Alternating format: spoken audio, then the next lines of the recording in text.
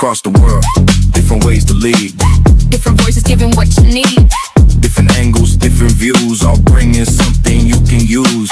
From every corner, hear the call. Level up now, give it your all. Mind, body, business, elevate, new perspective, shift your state.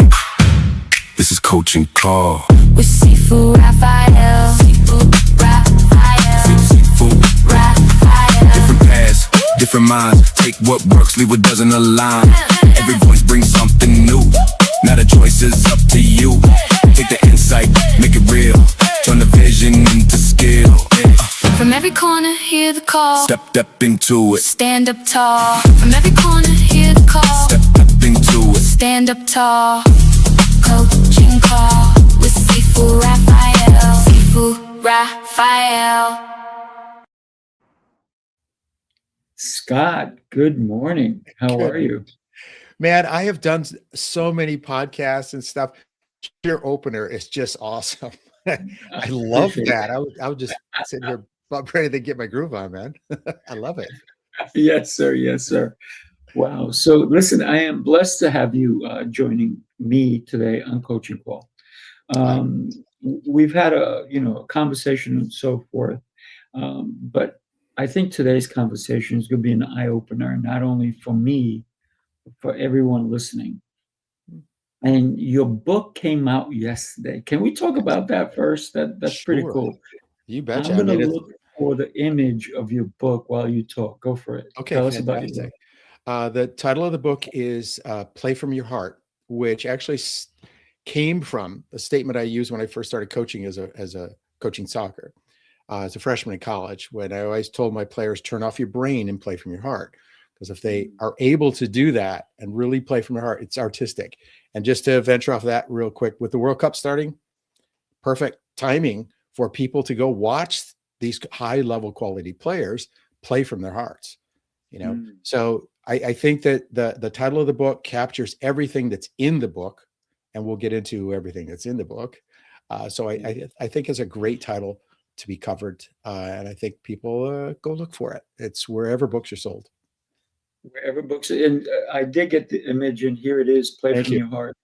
Yep. Do yourself a favor, pick up the book, but tell them what happened. It already sold out, which is pretty incredible. Tell us about that. That's pretty wild. Do you want me to get into the story behind? You want to dive right into the book? Okay.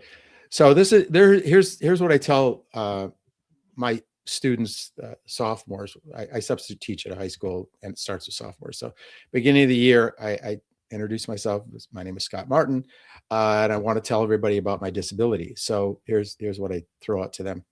Back in 1993, I was the head women's soccer coach at the University of Wisconsin at Eau Claire. I finished my first season there. We were nationally ranked. Everything was going in the right direction.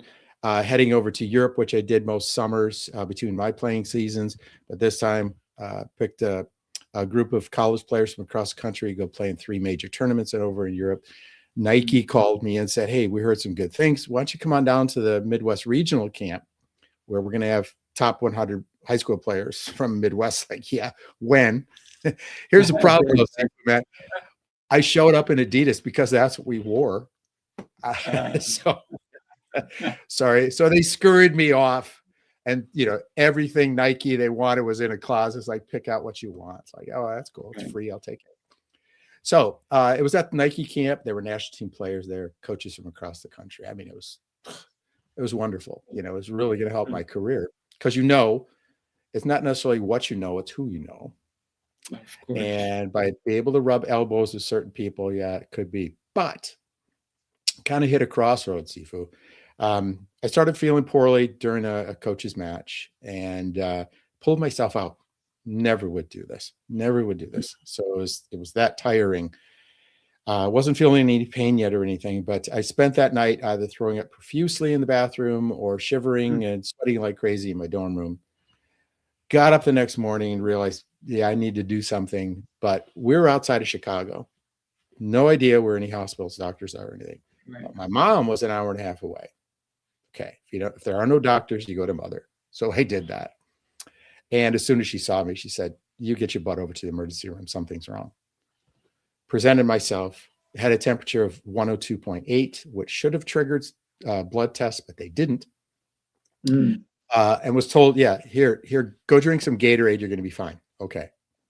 Wow. Woke up the next morning, worse, had to cancel 2 recruiting calls up in Minneapolis, St. Paul area.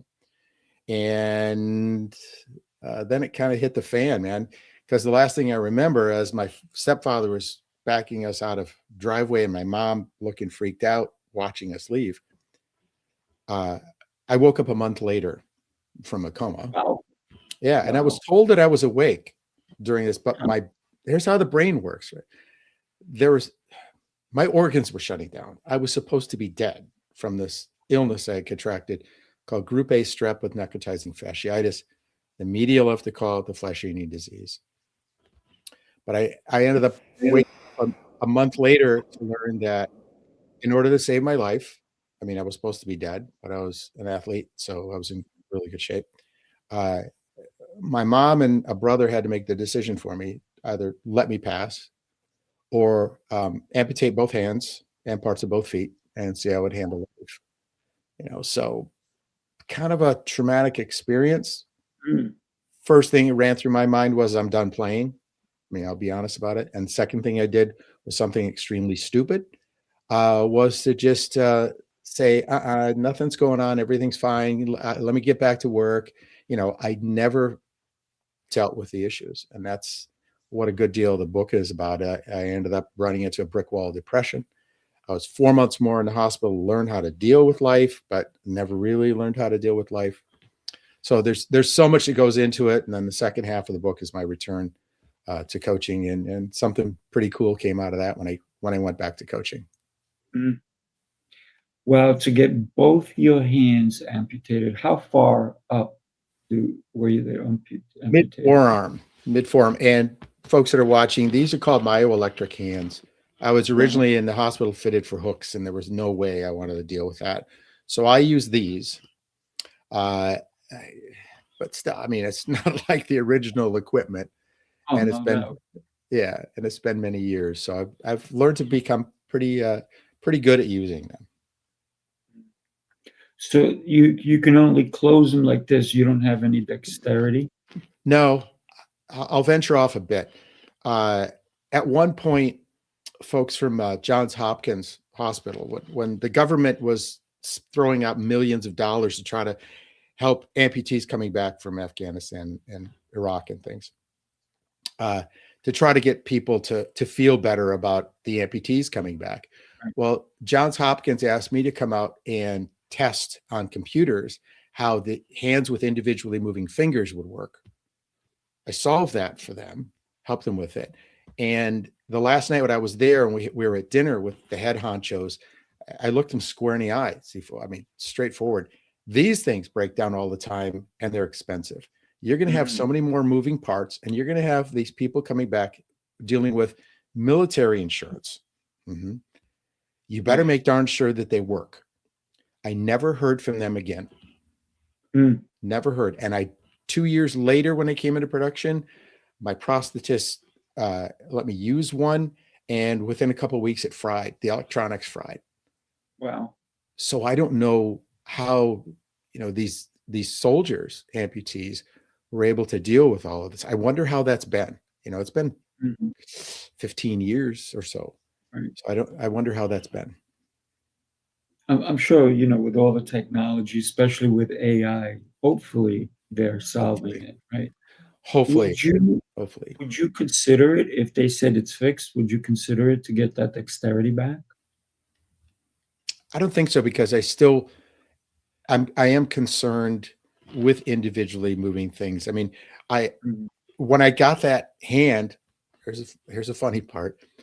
I was able to manipulate it so I could flip someone off. So I was able to fingers come in, and there goes the middle, and I could flip people off. I mentioned this in the book. It's a bit of humor. There were by the time in the book, there were a few people I wanted to flip off that that discriminated against me. Oh yeah. And you probably did not notice the discrimination until you were being discriminated on, right? Because sometimes we don't observe it first point, right? Firsthand until it's happening to us, right? Exactly. And it's so daunting when we can think about somebody, for example, and then I want to get into your feet portion. And Okay. this kind of annoyed me yesterday. I went with my fiance. I'm taking a bunch of my members to the movies this coming Friday. So I went to buy the tickets and we park and I'm walking by and there's a handicap stall and a really beautiful, beautiful Mercedes. And I look, there's no handicap sign on it. And I'm like, oh my God, this person feels entitled. And then we're leaving the movie theater because we bought the tickets. So we're there a couple of minutes. And we're leaving. And this person who's capable walked in like nothing, got in the car and drove away. And I'm like, oh my God, they have no heart. They have absolutely no heart. They don't understand what somebody who actually needs to be in that spot goes through. Right? I don't use it. I do not have a handicap placard or anything. I feel that's for more people that need that because of the lack of mobility. I've never used that. I never want to. And I wholeheartedly agree with your statements there. It is freaking amazing. That some of the things that we learn about humanity and how people are selfish. And then I thought, if I was a police officer and they said, oh, go get your quota, I will go to every parking lot, every mall and look for the people. I got annoyed. I got to be honest with you, because I have had clients who are handicapped, right? And they've told me the horror stories where there's no handicap spots. They have to go find a spot which is far away. It's troubling for them to get through because they got to pull out their wheelchair. They got to do all these different things. And it's uncomfortable for them. And then they roll up and there's somebody who's maybe a young person who took the spot, which is horrible. So talk to me about, Scott, if you can, about you had both hands amputated. That had to be really traumatic when you woke up and you go, where are they? Right? Yeah. What was that like? I mean, that is one area where my brain has not blocked it, which is good, because I think a lot had to do with the people that were taking care of me. It wasn't just my family, Right. the nurses and the doctors. Everyone cared. I mean, I learned this after a while, especially by the time I got over to rehab. People were really pulling for me because I think that they knew what happened or didn't happen down in the emergency room the day before I fell into the coma. That I was screwed. A doctor should have done something and they didn't, which, anyway, there is a trial involved and it's in the book. Maybe we'll get to that. We'll see. But the first thing, my playing career is done. That's what I looked at. And I know darn well that I know there's so much more to life than just playing soccer, even though it was, that was my art, man. Right. My expression. But then it was so stupid. The 5 Stages of Grief by Elizabeth Kubler-Ross. I mean, I went right denial. That was the big thing. It was just number one for you. Yeah, it was just, my thought was, I couldn't talk though, because I was intubated. I mean, there were so many machines in the room keeping me alive, Sifu. But it was, it was really foolish of me to think that. It was basically, in my mind, it was throw me in a wheelchair and let me get back. I had players coming. I missed Europe. They went over and they won all those 3 major tournaments. But I had players coming for a preseason, so I've heard so many times in interviews like this that I can only imagine. Yes, you can only imagine it. I went through it and I wish I only imagined it. It was really tough, man. It was a huge change in someone's life. And that can happen at any time to anyone. No doubt. And then tell me about both feet amputated, 1 foot amputated, and how high did that go? Both mid-foot, but it was interesting. Some of the things, and I pointed out in the book, so many strange things were happening. There just so happened on amputation day there was a plastic surgeon specialist out of Madison, Wisconsin, that happened to be in that hospital to visit someone, I Mm. guess. And he That's heard some- about me. Yeah, it's just strange because everyone else was going to do a BK, below knee amputation on my right lower leg, because the foot was so mottled, there was barely any of it left. He said, no, no, no. Let me do this. So this guy, he's a Frankenstein doctor, and Wow. he took muscle from my abdomen and skin from my thigh. Now I was on my back, so they couldn't take skin from the back, and they would want to because it's thicker, but they took skin from the thigh. And I think it was an 8-hour, 10-hour surgery or something. He saved the foot. He saved the foot by redoing this. You know, there was hair growing on the bottom of the foot and stuff. And I did have reconstructive surgery on that 3 different times. And I described this in the book. Twice I was on my knees in my little apartment because they had to go in and close that. There was an opening that would occur because of improper functioning of the foot prosthetic, the braces that I wore. So those were difficult times in themselves on dealing with this. So I'm very happy that he saved it.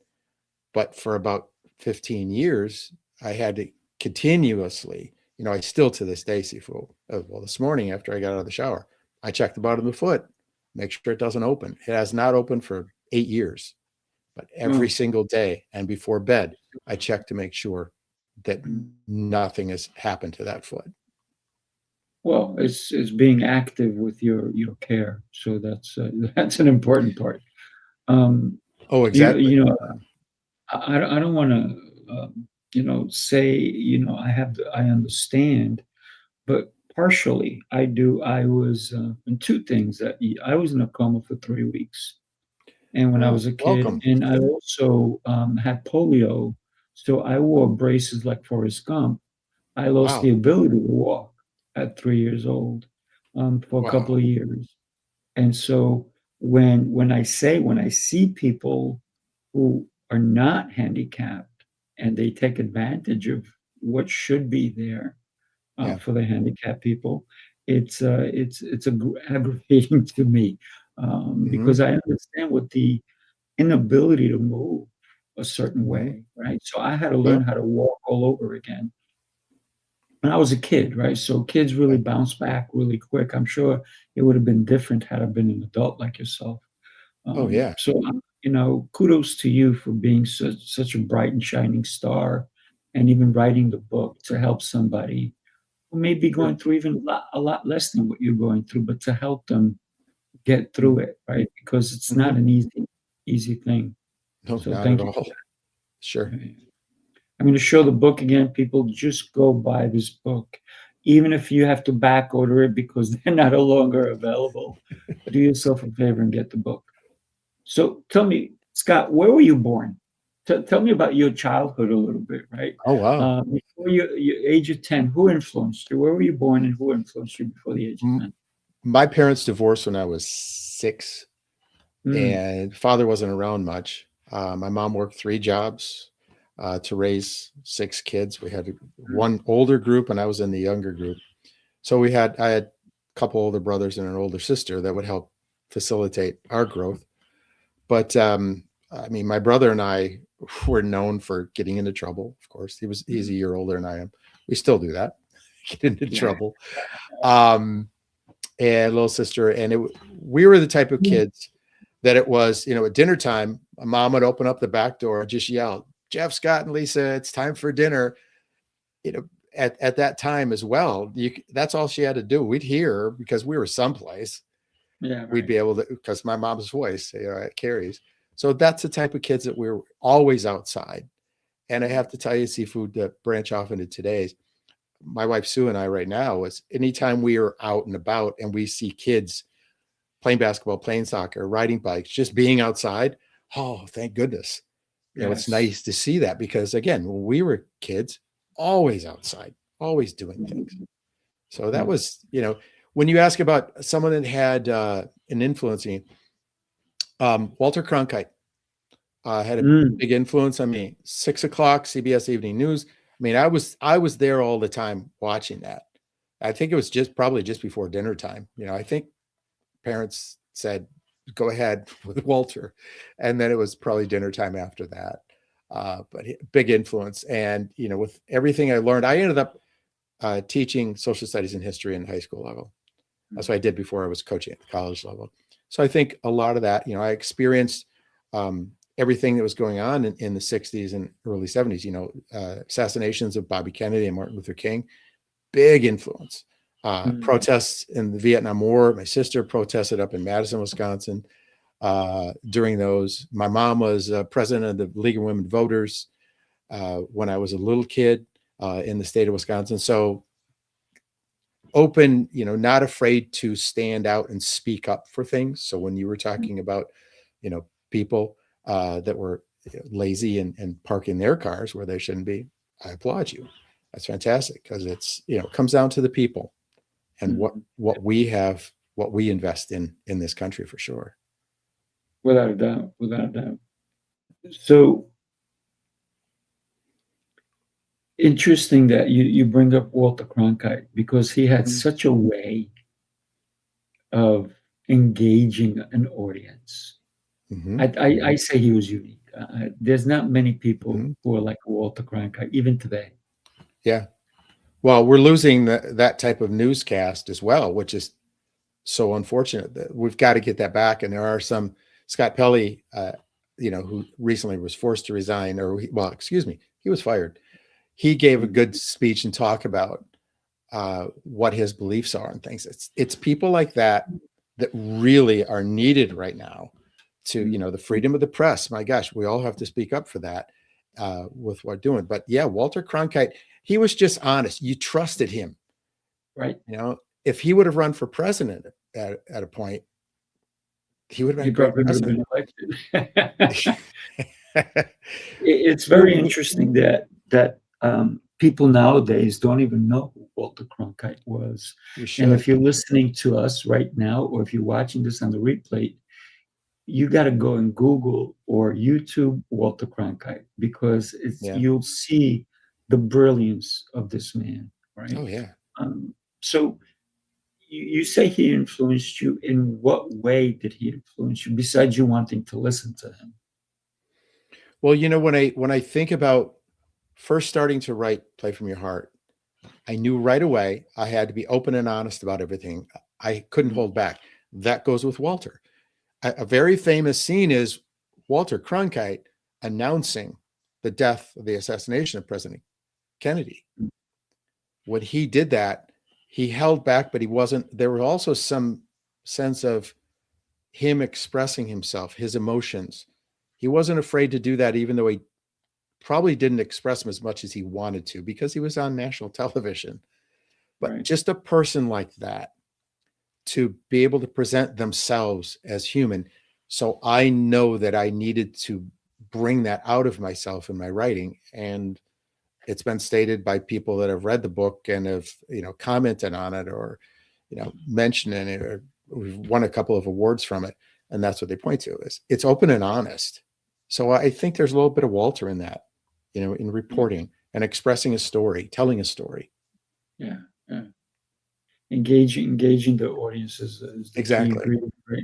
Exactly. So even with the book, because unfortunately, I'm an avid book reader, right?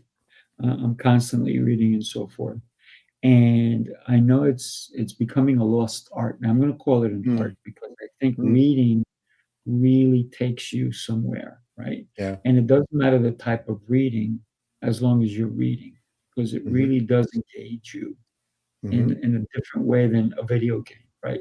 Because kids now, they don't want to read. They just want to play games and lose their mind in a way. Well, we've done something with the book, Sifu, that I play music at my training sessions, and in writing, I brought in music into the book. Now, I didn't intend for this book to become an interactive book. It is an interactive book. And one of the things that we're promoting to people or informing them of is, especially if they're reading Play From Your Heart electronically, open up a tab to Spotify or wherever, or just say, hey, Alexa, play, and plug in a song. So for example, I Won't Back Down by Tom Petty comes up. Plug that in, Mm. listen to it, come back and read. You know, we've got 15, 16 or so references to music throughout the Nice. book. Yeah, I've done it. And it's really cool because you could leave the book, go listen, and come back and get a feel for everything that's going on, because the emotions that are tied through music, I feel, come out in soccer. That's why I play music at training. I don't play a lot of stuff, you know, from today. It's blues, rock, Motown. We've got disco that I play, you know, on the boombox and stuff.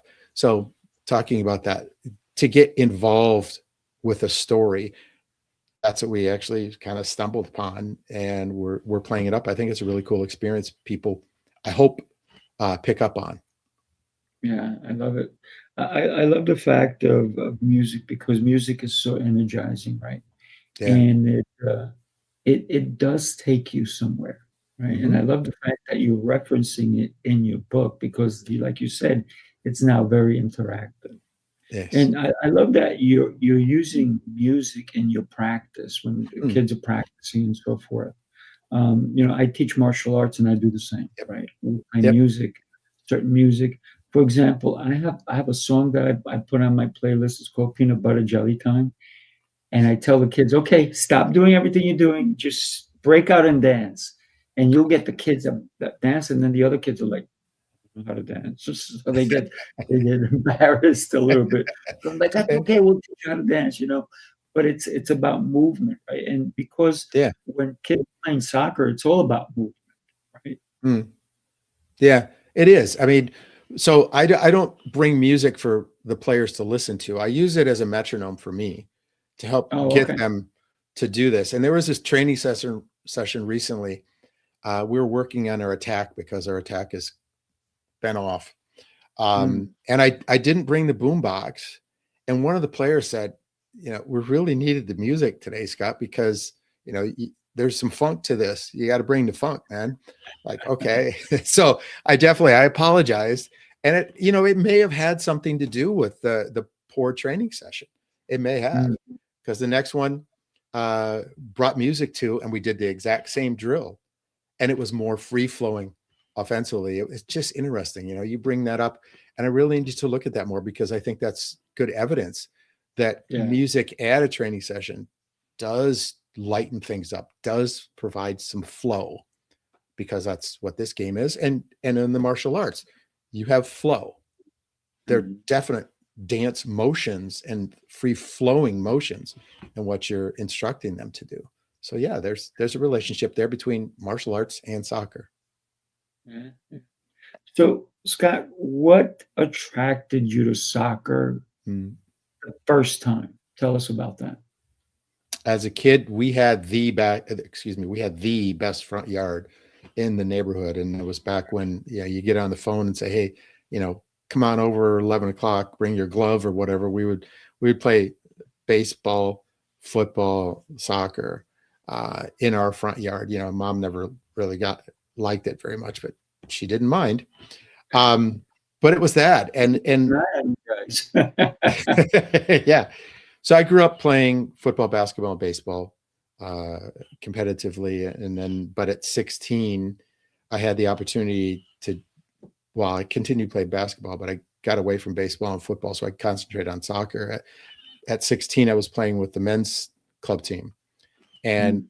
club teams back in the 70s were different than now, because during the North American Soccer League days of Pelé, Beckenbauer, Cruyff, Georgie Best, you know, the American players were not used very often at all. So there was the college route, but clubs were extremely important back then. And they're not so important now. It's more for fun, I guess. But back then at the men's level, there were clubs that the better clubs had beautiful playing areas, and just off of the field was a pub and locker Mm. rooms. So that's how they would fund their teams, you know. Wow. And also there were kids that were aspiring to play on that team because their father or uncle or someone had played on it. So there was this continual flow of club soccer. You look back at what was going on the early days of as soccer really got going in this country, to get into the World Cup, finally crack into the barriers of the World Cup. It was the club teams where they would pull players from Kearney, New Jersey. You had the Italian clubs out of St. Louis. So there's a deep history. I don't think anyone has written about the history of club soccer in this country, but it laid Maybe the base. that could be your next book. So much, there'd be so much digging into. I don't know if I'd ever finish it because it's so interesting. But there is a really deep history of club soccer in this country, and it's kind of been bypassed now with things like I lost a player to MS now a couple of seasons ago, because they're signing him up early. So the top level, the quality of play at the state level, which is where I'm coaching right now, isn't what it was 10 years ago. The levels dropped off, and the level of play at college has dropped off a bit because they're being signed to go being groomed for these MLS teams right now, Major League Soccer. So it's changed. I've witnessed a lot of change from the game. A lot of people say it's for the better, I guess. In some parts, it's not so much for the better because it's become too structured. Right.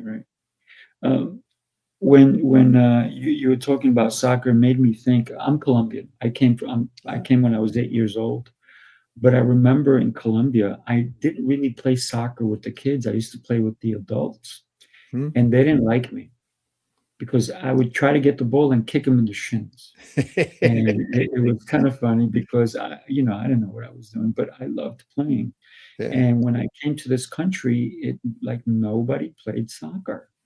And I was missing, and they're playing all these other games. I was like, okay, I guess I'll adapt.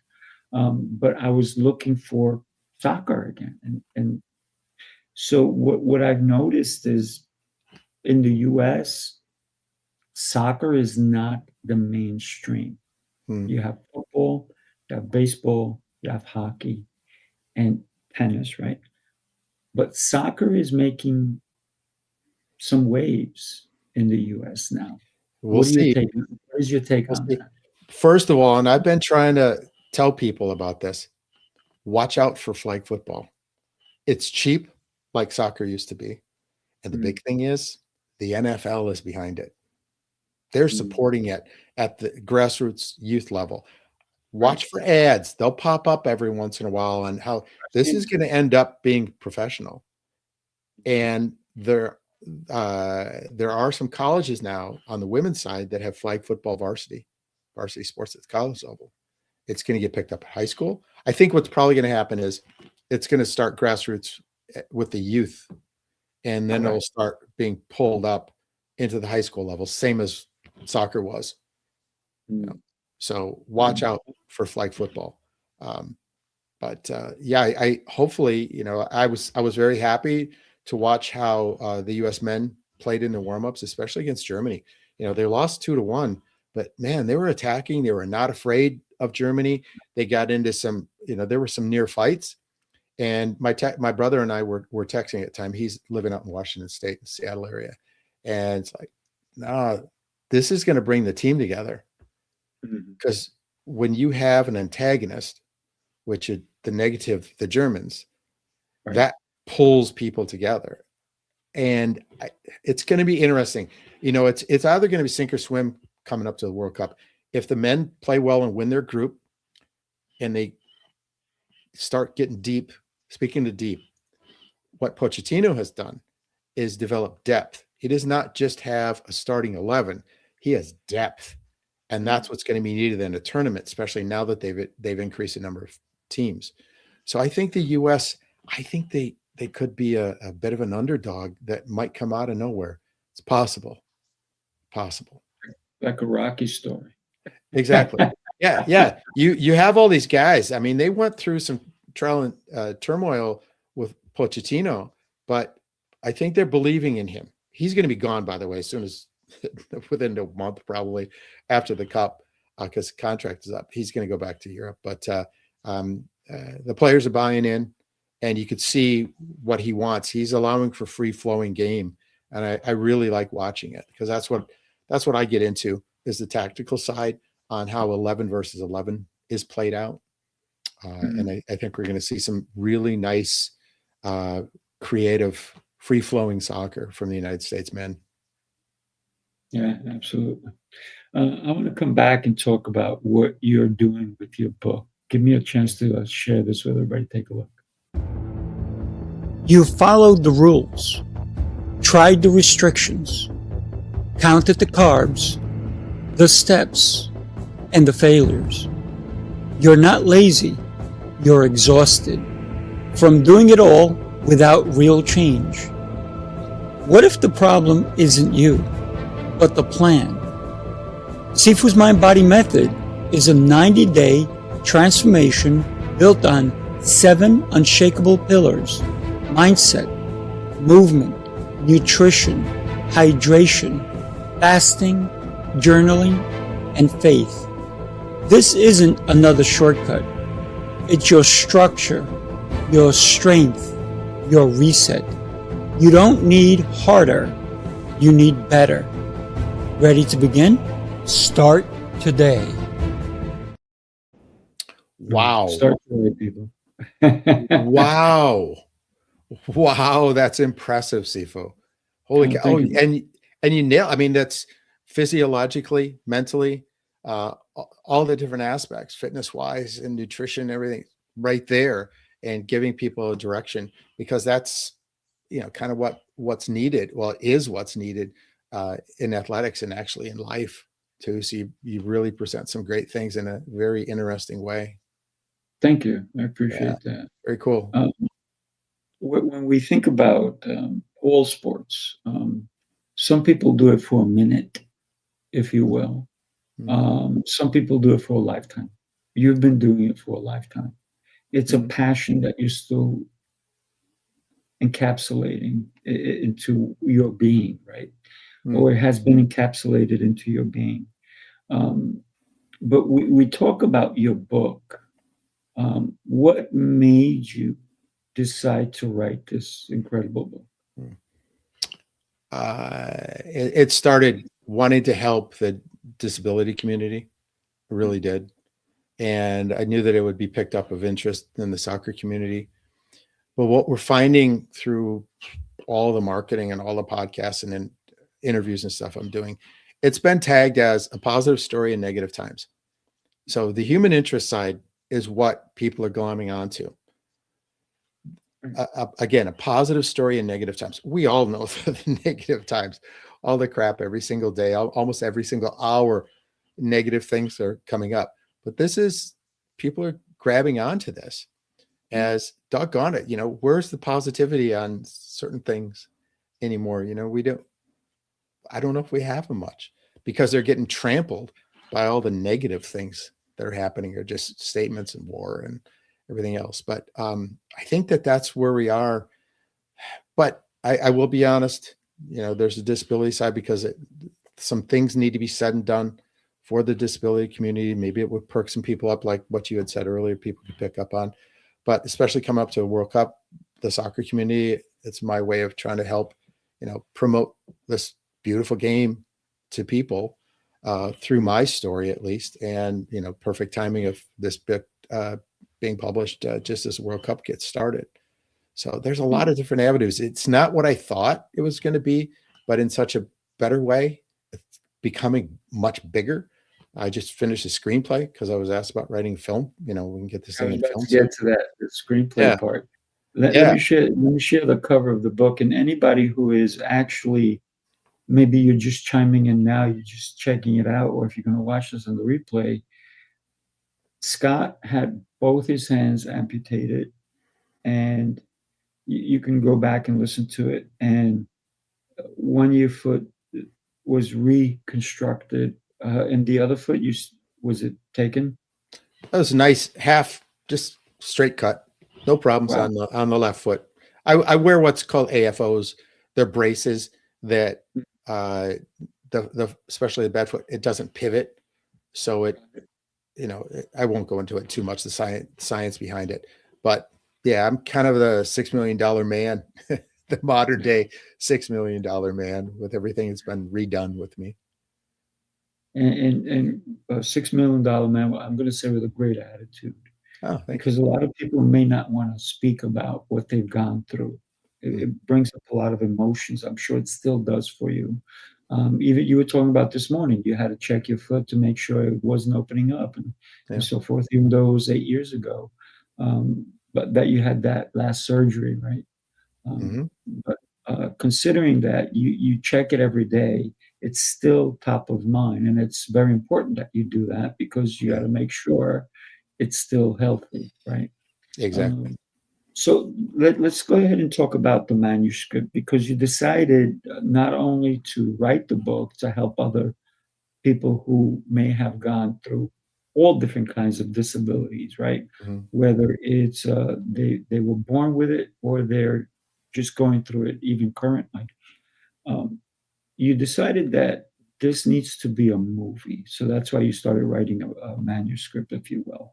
Do you think it'll be a movie, a mini series, anything of that nature? What No, would you like to see it happen with it? it's I've been asked to write it as a feature film. Okay. You know, it's so interesting about how to write a screenplay. I'm right in the sweet spot. It's the manuscript wise, it's 105 pages. That doesn't sound like all that much, but Mm. you'll understand a movie when it's written, the screenplay is written, each page equals 1 minute. So it's 105 minutes. And, you know, it's try to keep movies under 2 hours, uh, Mm. you know, because you lose interest in trying to cram all this in. Boy, um, I, I wrote this That's book always originally. smart, right? What's that? To try to cram it Right. in? Oh, yeah. Yeah. But what to keep in what, because you got it, because a book is so different from a movie. A Mhm. book is telling about something so people can imagine it. And again, with the music, I think people can really get into the book more. But the screenplay is, I've been really intrigued by learning how to do this, because you need to keep people in the seats and not yawn, and try to keep the action going, but also try to keep the storyline going. Um, but if this book, because it's gonna, well, the film, if we can get it to film, it's automatically going to be about someone with a severe disability, Right. which hasn't been really done for a while. There was, I'm sorry, I forget the name of the film. It won an Academy Award or two back in the 40s after World War II. There's a gentleman that came and he portrayed himself in the film. He lost both hands. Ah, ah, best years of our lives, something like that. I've Uh, never seen oh yeah, It'd be fantastic, interesting. fantastic. I of course had to watch it. You know, Of I course. knew this. I love old films. Greatest years of our lives. Anyway, um, but that message then can get out. I mean, of course, soccer is going to be involved with it, and the Rocky story comeback, because of what happens in the second half of the book, of course, is going to be coming up in the film too. So Right. it's a good old fashioned American Rocky sort of story. You know, come back, get kicked on your in the ass and knocked down, and then you come back up and end up winning something. I mean, it's very, you know, very emotional and inspirational in that way. So it's been quite an experience. Now I get to go back to pitching. It took me a while to get someone to buy the book, Right. you know, to work with a publisher. But now pitching with producers, there's going to be much more money involved. So therefore, it's going to be scrutinized even more. But I'm ready for it, and I've started the process already. So we'll see where this Right. goes. Well, I think being sold out on the day it comes out, that's gonna help with the pitch, right? Absolutely. Yeah. So anybody out there in the world of films, if you're watching this or listening to it, you need to reach out to Scott, right? Sure. And first you need to buy the book, right? So that you can read it yourself, and then of course reach out to Scott and let's get this on film, because it would be really interesting. Um, would you say that discrimination Hmm. has now been a big part of what you see in the world of people with disabilities? Hmm. I'm not afraid to say this in the book. One that's prominent. So after I get out of the hospital, I still coach, and we're nationally ranked for 4 more years. But I ended up realizing, I ended up again running into the brick wall depression, and between I resigned my position because I wasn't helping the program. It was right for me to leave. Between that and 3 months later, I think we had the 2-week-long medical malpractice $10 million trial. So that period in time in there, I ended up going out east for a couple of interviews. And one was at a university. After the interview with the athletic director, I was walking down the hall and I stopped to get a drink of water. I heard him yell across the hall to his secretary, "Why did I just interview a guy with no hands for this position?" Oh my God. That was only one time I've been discriminated against. Oh yeah. Second half, we get into the other part of the in the book. I'm discriminated against again, where I'm not given an A team, a B team, or a C team of 12-year-olds to work with. No one ever says it, and you know, because then they're not legally going to get in trouble. To get away from seeming like you're discriminated against someone, just no, that was not my intent. That's all that has to be said. But doggone it, before matches, when you go shake a hand from the opposing coach and they pull back, or I could just tell that they have a sense that they now have something over me because I have a disability.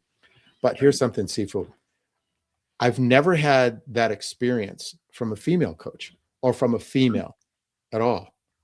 It's always comes from, yeah. I think it has something to do with male mortality because it's, you know, the male ego. Oh my God, that could happen to me. I think that's what it is. I've never studied it, but I think that's what it is. But yeah, I've never been, I think, discriminated against by a female. It's always been males.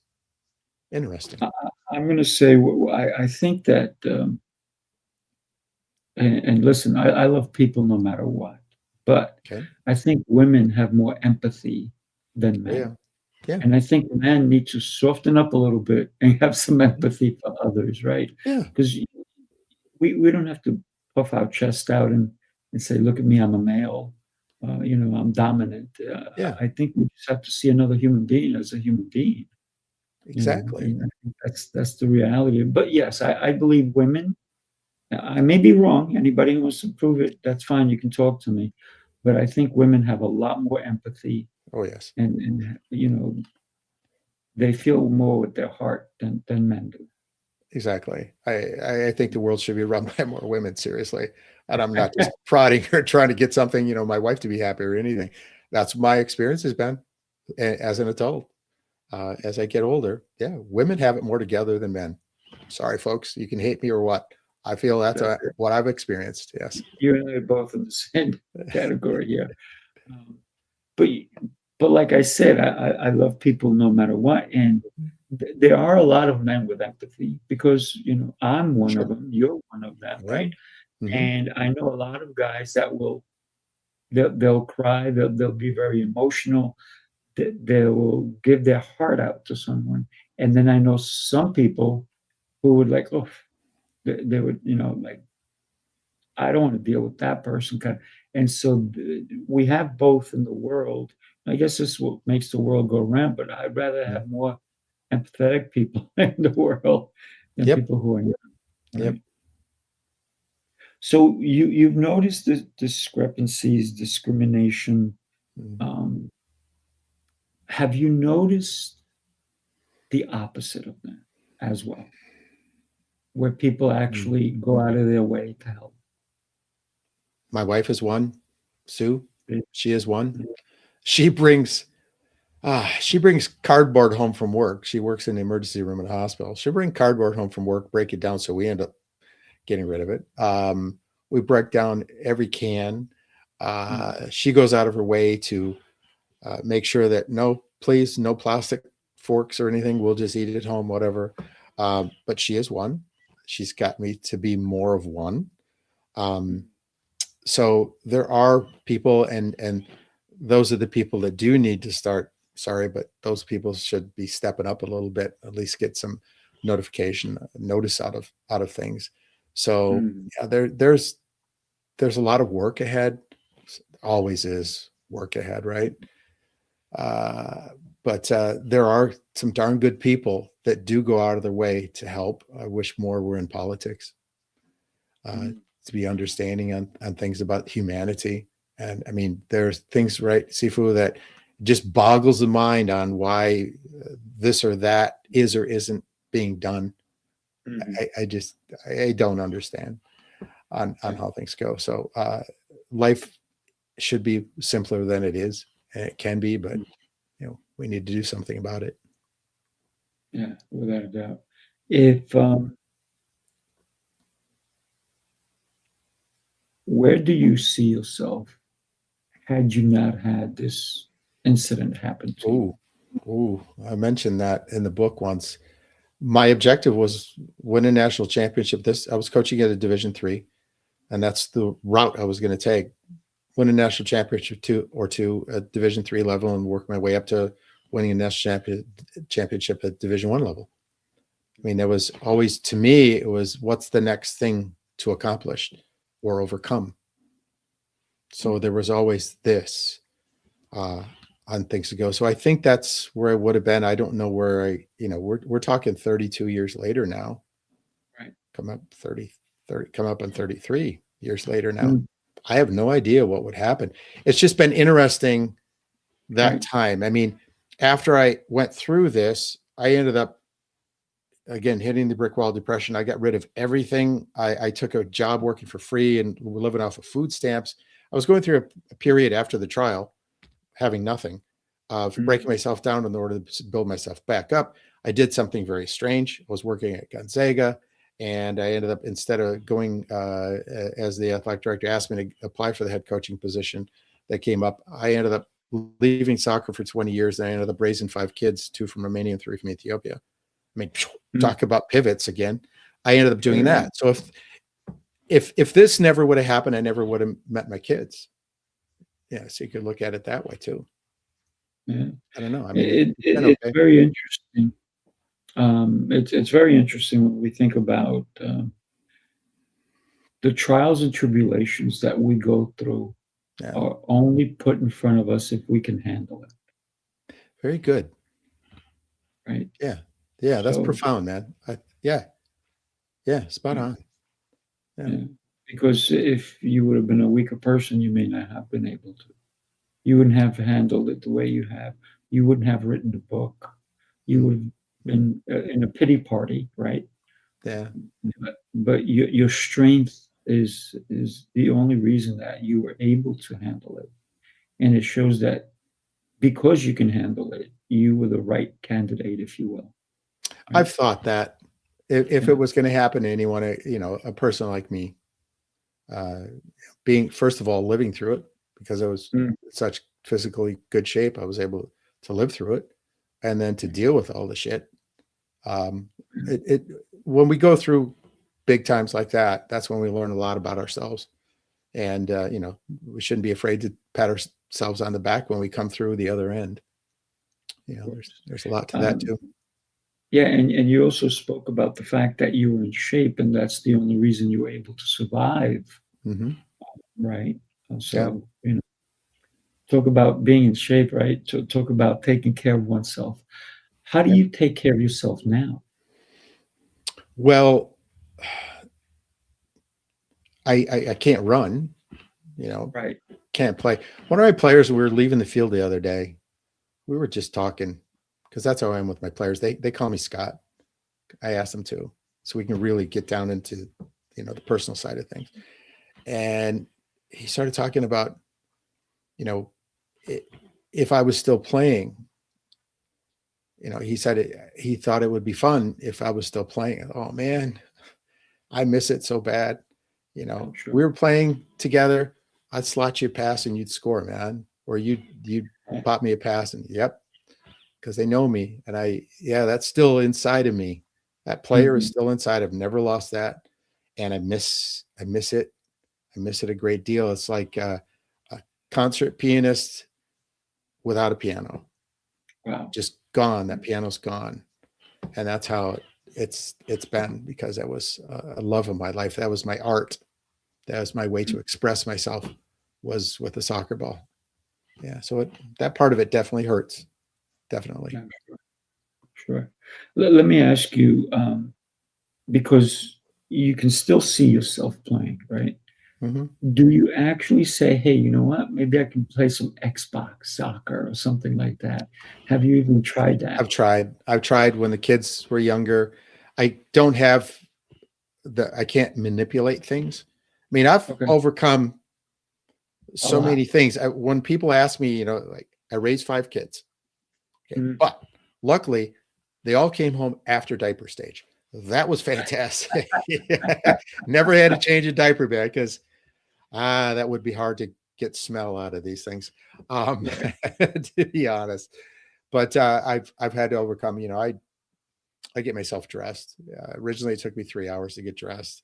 I've got it. Mhm. Heck, if I've got to get out of here in half an hour, maybe without eating breakfast, I can do that. It Right. just time repetition. We all get it. We all improve through repetition, and just the attitude of, hell, I got to do it. So just do it. Yeah. Just do it. Yeah. It's very interesting. I had a woman on one of my shows, and I knew her well. She was one of my clients as well, and she was handicapped. And she said putting on a sock could be like a 2-hour deal. Mm. And we take the simplest things for granted.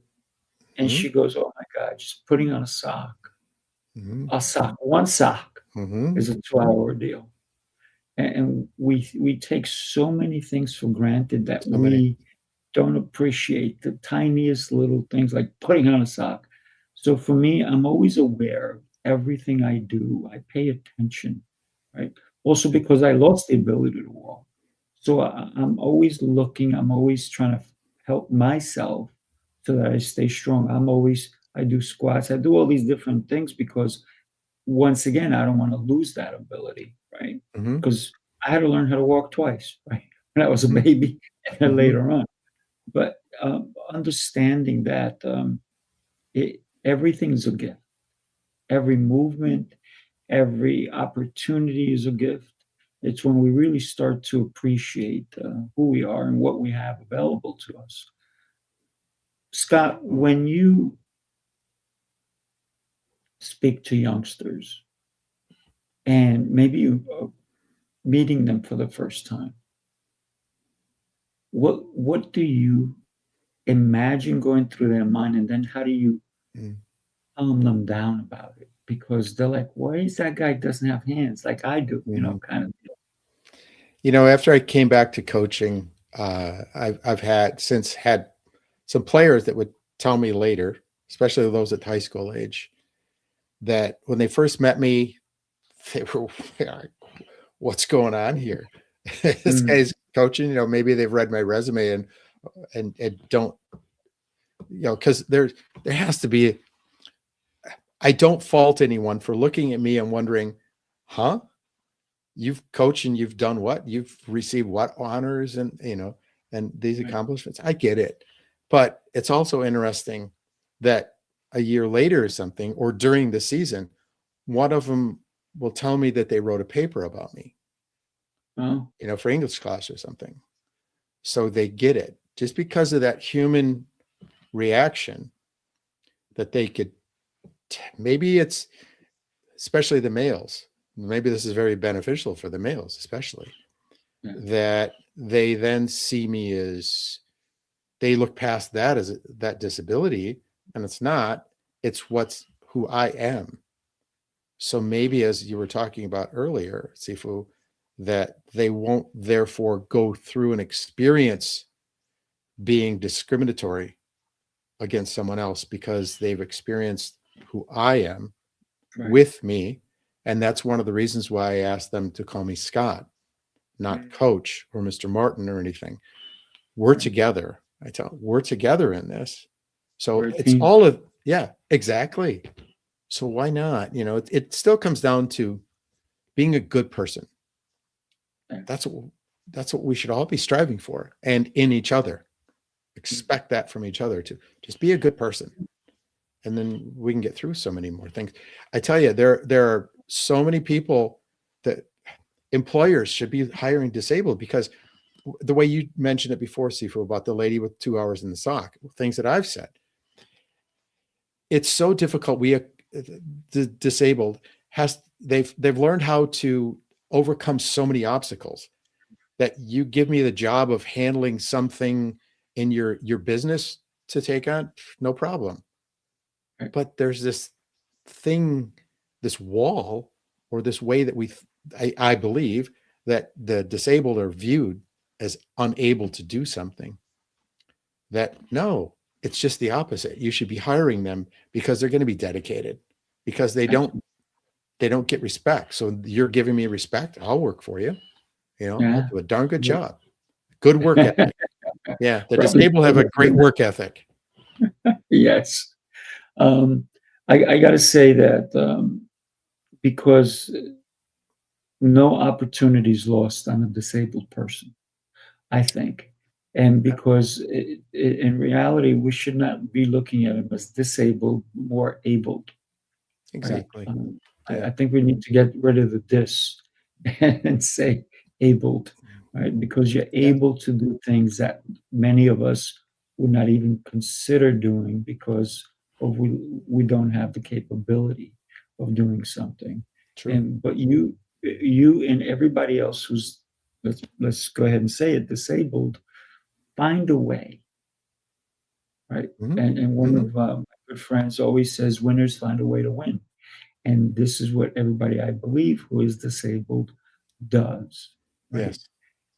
And I know a lot of people, friends of mine, who are not capable of doing certain things. They're not looking for help. They're not looking for a handout. Right. They're saying, hey, you know what? Give me a chance to at least do it. Yep. Right. So I love that because nobody wants to feel less than. Yes. I know that you don't, right? Yes. So, yes. Scott, I think I can talk to you for hours, my friend. I'm so happy that you said yes to being on my show. I'm so happy I can call you my friend because listen, what you're doing is amazing. Thank you. The fact that you wrote, and everybody go pick up this book, please. Go ahead and get it when it's available again. Get your copy, and let's keep our fingers crossed that Scott will get somebody to say, we're gonna shoot this movie. Sounds good to me. Last question before we go. Yeah, bud. If you had to get one person to play your movie, to play you, Ryan Reynolds has, he's one of he's the owners for Wrexham, right? Yeah. He's a smart ass like me. So if someone was going to be cast to be the smart ass like me, Ryan Reynolds, but he's too tall. But Rob McElhaney, he goes by Robbie Mack. He's the partner with Ryan Reynolds and owning Wrexham. They're in the game as owners over in Europe. He's a smart ass too. And he's more my height, a little bit under 6 feet. So I would probably say, either Ryan Reynolds, but again, the height would be an issue, or Rob Mack, because they're smart asses and are good looking. I gotta say, Reynolds would do a phenomenal job, and I know that. Right? I'd like to see him do something because of the emotion side. He's always so whimsical. I don't know if he's ever done anything that would be as straight up as this. Right. I think he would maybe want to do something like that because it would be challenging for him the way he's always been cast. He could still be a smartass. Without a doubt. I got to tell you, thank you so much. Thank you, Sifu. And I got to tell you, what an honor to have you on the show. And I'm looking forward to reading the book. I'm looking forward to maybe even going on the red carpet with you. And I'm praying for that day, my friend. Cool. So keep me posted, will you? Yeah, man, we'll do. All right. Everybody, do me a favor. Watch this episode. Share it with somebody who needed to hear that. Don't overlook someone because they're handicapped. If anything, they're very capable. You just got to give them an opportunity. Right? Yep. Exactly. Thank you again, Scott. Everybody else, have a blessed day, and we will see you soon. Bye-bye.